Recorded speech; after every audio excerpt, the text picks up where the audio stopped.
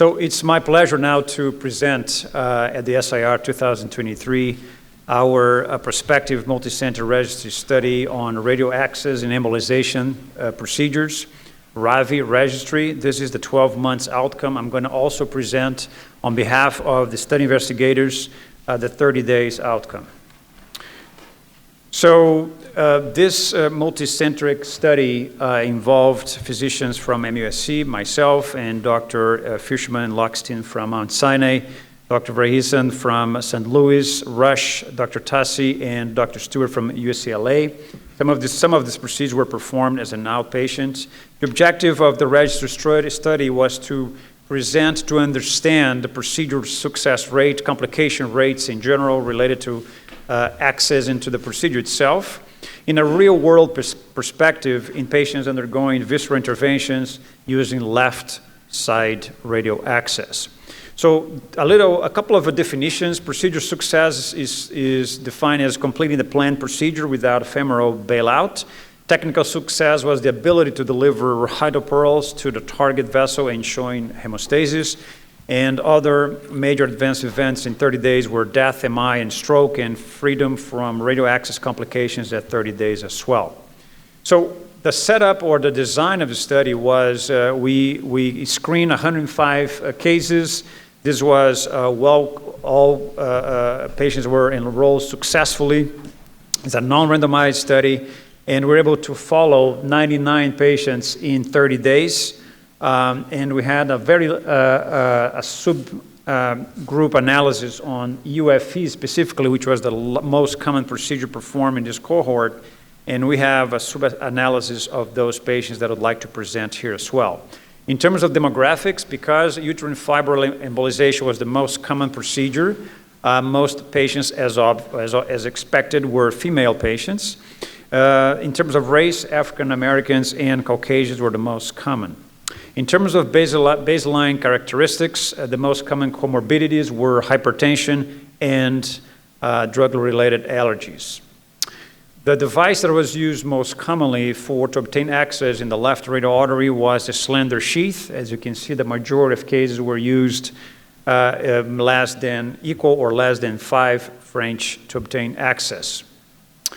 In terms of results, and this is short-term results, this is the 30 days results, we have a few aspects to discuss. One of them is time to hemostasis.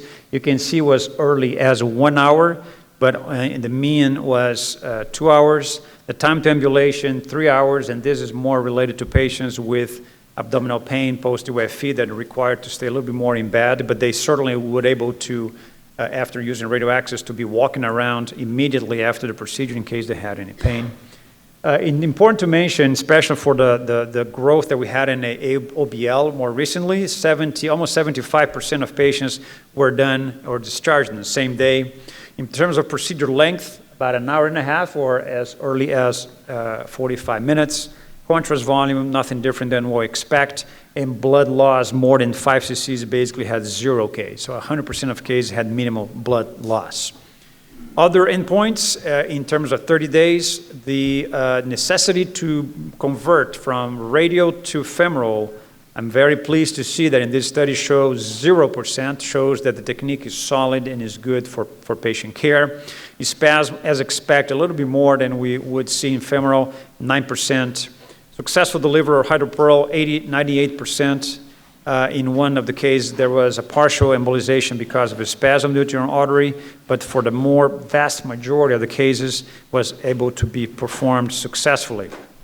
Other endpoints, such as major adverse events in 30 days, we had two deaths, one related to acute hypoxia failure, more likely related to complications. This patient already had a baseline bad respiratory function as a baseline, and the other patient had just progression of end-stage liver disease, but no major adverse events or complications related to the procedure itself. Other endpoints at 30 days, more related to the access site in the distal, in the hand itself. Vessel dissection, 0. Spasm, as we expected, a little 5%. Perforation, 0%. Distal embolization, 0. Hematoma, as expected, because we use heparin during the procedure, 8%. And finger amputation, 0%. In terms of major or serious side effects, we had 7 cases, and those 7 cases were basically post-embolization syndrome, and they are serious because they needed to be admitted and managed those as an inpatient. Basically was abdominal pain, vomit, nausea, and hypoxia. Hypoxia was the same patient who ended up dying. So I'd like to move from a 30 days presentation to a 1 year, 365 days, and we use the UFE population to analyze. We use several parameters: uterine volume, the amount of infarctions, several quality metrics, several quality of life questionnaires.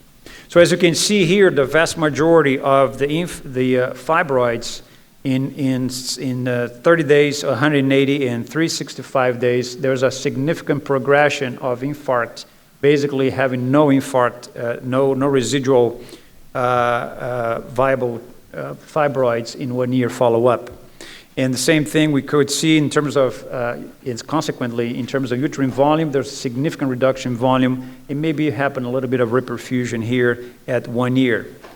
What is interesting to see is that, as expected, the bleeding resolution was more than 80% of patients had bleeding control in 30 days, what increased to 94%, and that was sustainable after 6 months. Same thing for bulky symptoms like compressive symptoms, 83% in 30 days, and that was sustainably higher after 6 months. If we compare several quality of life studies that we did or surveys that we did, this is probably one of the most meaningful ones, showing that several types of quality of life activities or things like sexual function, energy, mood improved after 30 days, which is the orange bar, to the gray and yellow after 6 months, and that was sustainable at 1 year as well. In terms of symptom severity, the same thing. There was a significant drop, as you can see here, after 30 days to 6 months. So what we're seeing is that there's a major improvement at 6 months, and that has been sustainable in several quality of life parameters. In terms of pain, the same thing. You can see the level of pain that was severe. For example, in 13% of patients, the baseline, there was 0 patients with severe pain in 1 year follow-up.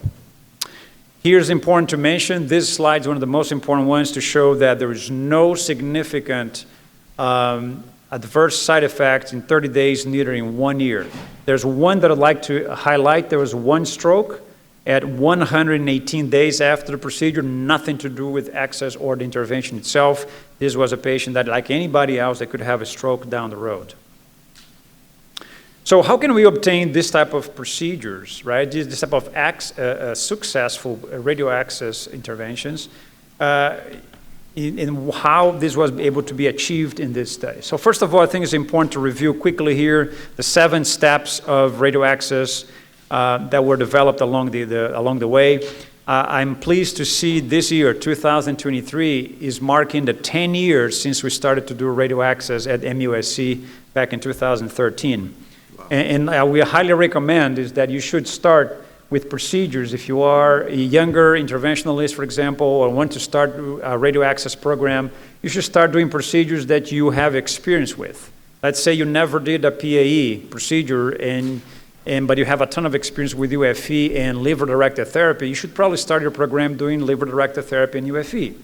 And of course, take advantage of the training course that Terumo offers across the country. So a couple of things that are key in our practice that has worked for us and we highly recommend to do. First of all, Barbeau test. Super simple, just to check if the palmar arch is patent or not. If the patient has Barbeau A, B, or C, it's good to go. If the patient has Barbeau D, it's a contraindication from our standards.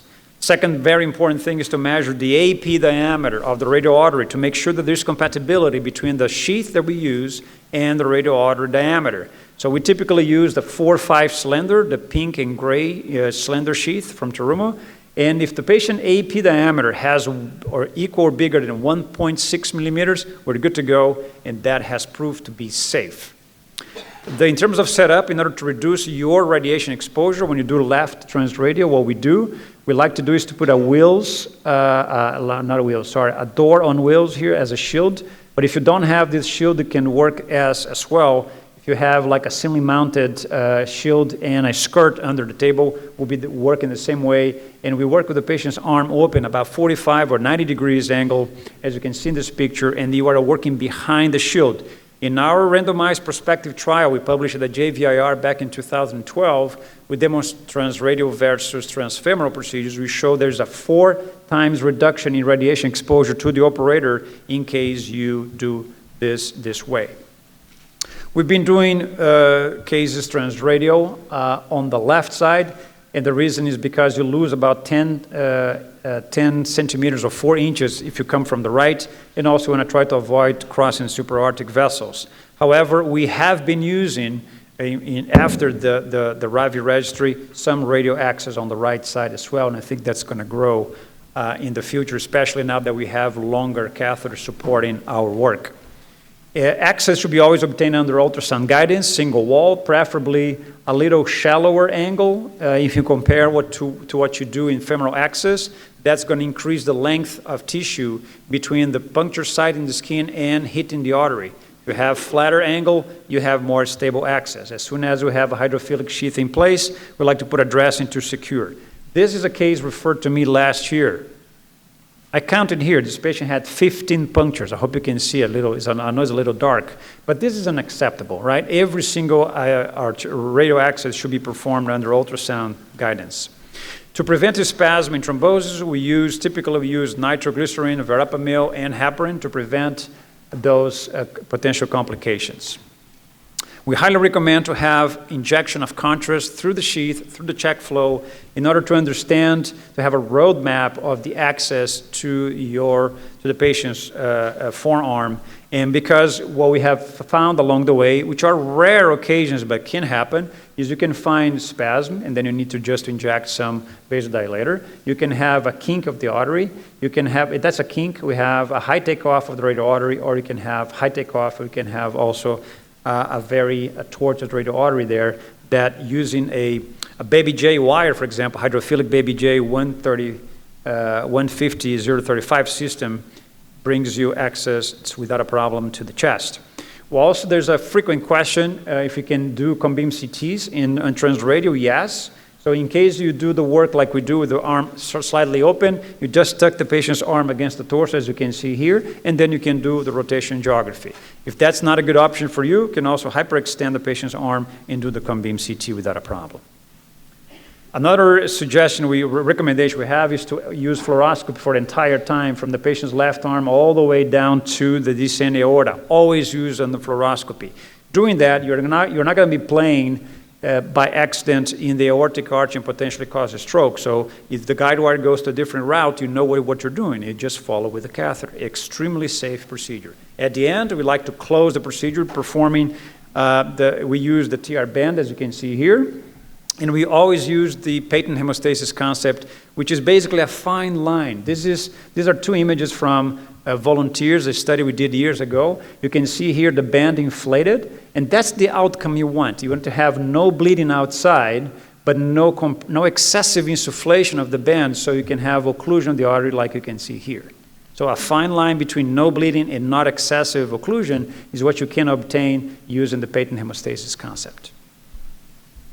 This is the type of procedures we've been doing. This is some of the cases that we have done for the RAVI registry.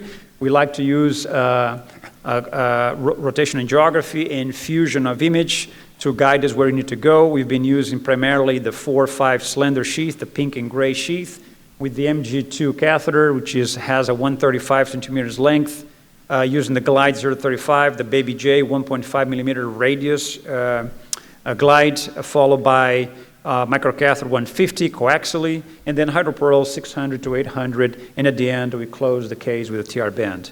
So Terumo I'm pleased to see that Terumo has moved from a access procedure, basically with introducer sheaths in the past to a company that has moved from A to Z, providing coverage for every aspect of the procedure. And this is just a picture to show where we typically should embolize in the horizontal plane, as you can see here, of the uterine artery, where we can perform transradial procedures very, very safely. And this is just a procedure pre with enormous fibroid, and this is post. And that's one of the cases of the RAVI registry. So in summary, the 7 pillars of radial access that we believe that can bring successful interventions for you and for your patients is to have adequate patient selection. If the patient is too elderly or has calcified aortic arch, stay away from, as you can see here, stay away from radial access. Do the screening with Barbeau test and the ultrasound test. Use the room setup, as I mentioned before, in order to protect yourself from radiation exposure. Use ultrasound-guided access to the radial artery to protect the patient's wrist. Use fluoroscopy the entire time while you are advancing from the left arm to the descending aorta. Use heparin and vasodilators to prevent spasm and clot formation, and use patent hemostasis at the end in order to make sure that that artery is going to be patent for the long term. Because in some cases, some patients, the patient needs to come back and we need to get access to transradial again. All these 7 pillar concepts are well discussed at length in this publication that we were honored to lead at the JVIR back in 2021, which is part of the standards of care in radial access at the JVIR and Society of Interventional Radiology. So in conclusion, from the RAVI standpoint, from all the embolization therapies that we were able to perform in this intervention, in this registry, that included PAE, other hypervascular tumors, UFE, this data showed that RAVI is safe and effective and primarily could be used as any embolization in primary access in any embolization therapy. The one-year data, which was a subgroup analysis on UFE in which hydropearl was used for embolization, showed that it is safe, is effective. UFE transradial allows a fast recovery. 75% of patients went home the same day, low risk of bleeding, and demonstrated to improve quality of life of our patients. In conclusion about the RAVI, I'd just like to emphasize this is an important to mention, and I say this in a humble way. This is the largest study in interventional radiology field, prospective, multicentric, non-randomized, using the left radial artery for visceral embolizations. And I'd like to finalize leaving the message, which is the most important thing. I remember being on the podium for the last 10 years talking about radial access, and there's always a lot of debate, a lot of hesitancy from the colleagues to do radial access because of these 5 items. And I'd like to emphasize that data speaks for itself. We had 0 stroke.